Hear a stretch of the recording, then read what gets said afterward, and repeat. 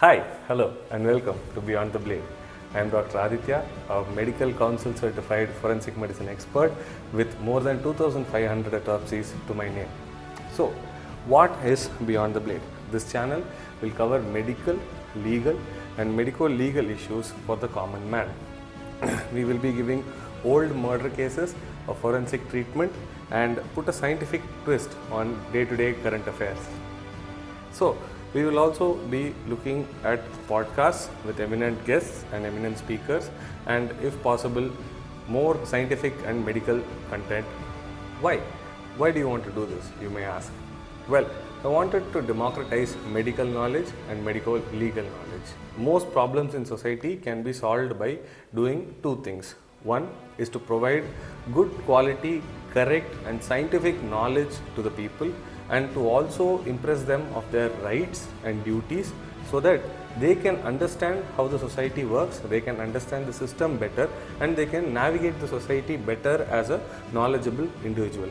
The second thing that we need to do is to change the system. Well, this is not like Rajinikanth's changing the system, but we want to change the system from currently being authority-centric to patient-centric. So what do I mean by the word authority-centric? So authority-centric means that the systems work at the pleasure of the authorities who are running the system. For example, if you go to the hospital, you have to wait to see the doctor. If you go to the government, if you go to a government office, you will have to do as the authorities say in order to receive whatever service that you have to receive. Same thing works for most of the systems, like let us say banks, you have to go to banks and you have to wait in the lines, and you have to follow their rules, their regulations.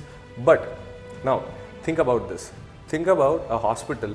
If you go to a hospital, you don't have to wait to see the doctors. Doctors are already available, the medical system is already available, the equipments and instruments are already available, ready to serve you. And think about a government, like for example, governments like these do exist. For example, if you are in a country where instead of you following up with the government to get the rights and services which you are entitled to, what if the government called you and the government followed up with you to figure out which is the best service to give to you and which is the easiest way for you to get it, so that you can utilize the maximum number of benefits which are given to you by the government and by your constitution? How does this seem like a society?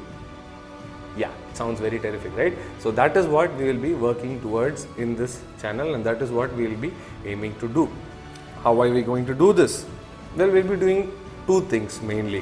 One thing is we'll be looking at old cases, old medical cases, medico-legal cases, and even normal legal cases such as murders or other, you can say pogroms, you can say riots, you can say any of those things. We will be looking at those things and we will be giving a forensic perspective to all these issues and all these things.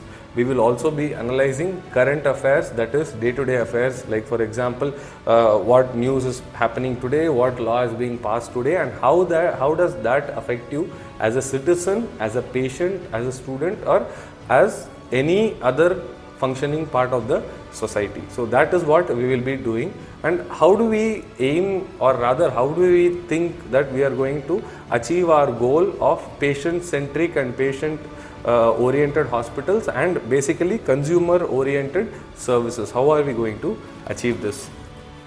So how will this change? So only when a common man starts to question things, this will start changing slowly.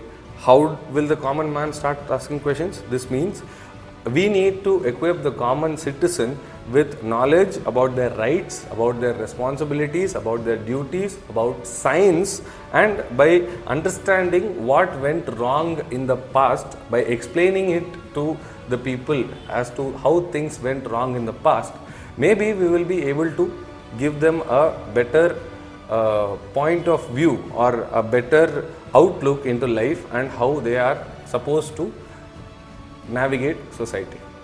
only when the society starts asking questions, only when the society wants to uphold personal dignity and does not leave anyone or anyone's rights behind, these things will start to change. That too, they will start to change slowly, and this is the first step towards trying to achieve that. We want to create lasting social impact, lasting social changes, and to give a better and empathetic outlook for our viewers and for our audience. So in order to help them navigate the society better and to get their rights without it being compromised. Who is this channel for? This channel is for everyone to begin with. This channel is not for a particular audience, but certain groups of people might be benefited more than the others when it comes to this particular channel. So who are these people? Students might be benefited more, law enforcement personnel might be benefited more. Why? Because we are going to be looking into medical side of things also, and legal side of things as well, and medico-legal things as well, the intersection of medicine and legal as well. Policymakers will also be highly benefited from the YouTube channel. Why? Because we will be carefully dissecting societal issues. We will also be carefully dissecting older societal or society involved cases which will be pertinent or which may be pertinent to the laws which will be created in the future, or it will also be helpful in amending the current laws to provide it an update and bring it up to date. We will not only dissect old cases, but we will also critically analyze current affairs, answer burning questions in the society, and provide knowledge usable in the real world. So that is why it might be more useful for certain groups of people than the other groups of people. That is why I want to tell you what we want to achieve with this particular YouTube channel, and I'm going to read this from the paper directly so that I don't make any mistakes.